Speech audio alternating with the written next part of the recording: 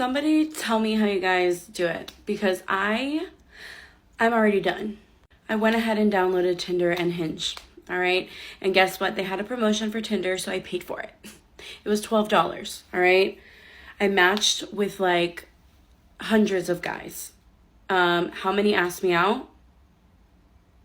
Not many. And the ones that did, pervs. Come over.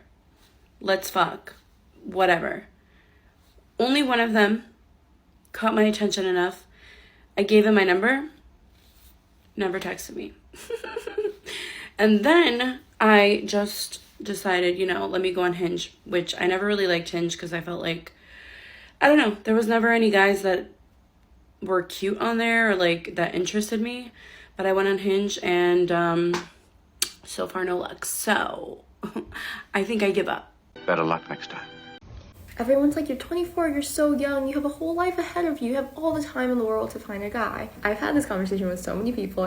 I'm on a biological clock. I want to have a kid by the time I'm like early 30s. So I have to be married by 29, 30. That means I need to get engaged by 27, 28. And I want to have lived with my boyfriend for at the very least a year before that. So say 27, that's 26 years old.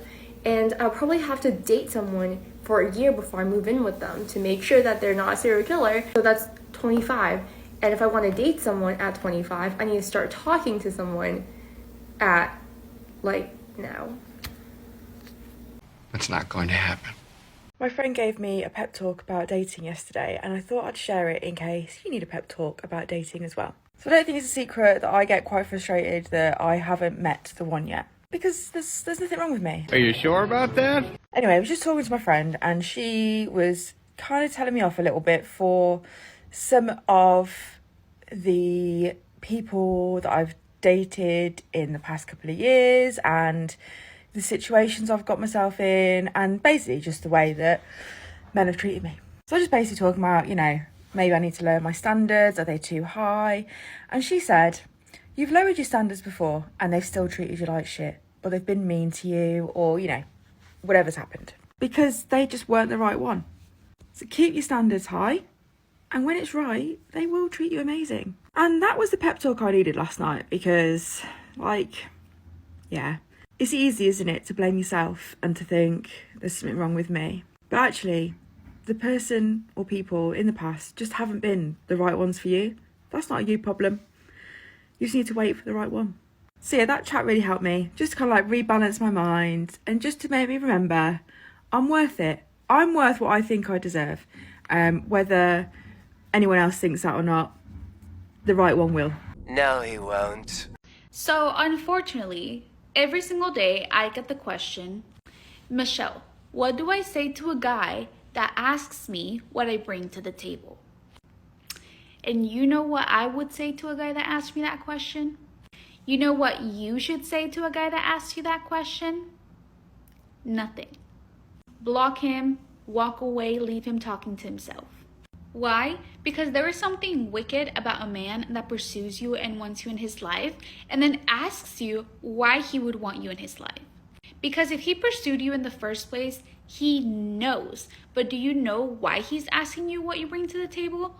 So he can invalidate everything that you say. So if you say, oh, I can cook, I can clean, I have a career, I speak 3 languages, he's going to reply with, all women can do that, I can pay someone else to do that, I can do that. And he's going to invalidate whatever you thought that made you special. So you're going to be like, whoa, maybe I'm not that special. Maybe I should settle. And then you're going to settle for him, which is exactly what he wants. And the reason why I say I unfortunately get asked this question is because women are really out here stressing out about what to reply to a Dusty. Let me tell you that no matter how much you stress out with trying to find a good answer to this question, it will never be the right answer. Because the best answer you can give a man that gives you this question is no answer at all. You got nothing. She matched with hundreds of guys. Most of them probably matched because they were swiping right casually. The ones who she did speak to only wanted to smash. She said one of them caught her attention enough, as if he is the one who has to impress her. But obviously he did not feel the same way. because he couldn't be bothered to message her.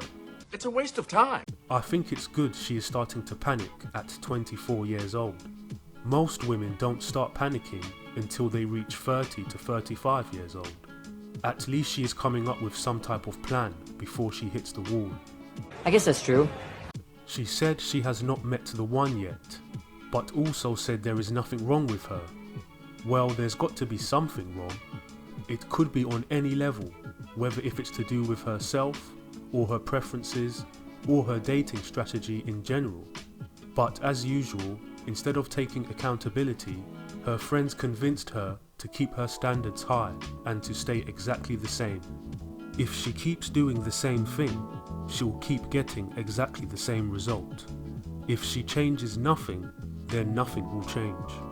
She's not the sharpest apple in the barrel. Men started asking this question because women are always making demands from men to make enough money, to give them princess treatment, and all of these other requirements. So men started to consider what women actually offered to men in order to make such demands. But when men started to make demands back to them, they did not like it. She seems to think men value her because they pursue her, but she doesn't realise the main reason men pursue women is to smash. Guys, you should never ask a woman directly what she brings to the table. Wait to figure out what she shows you.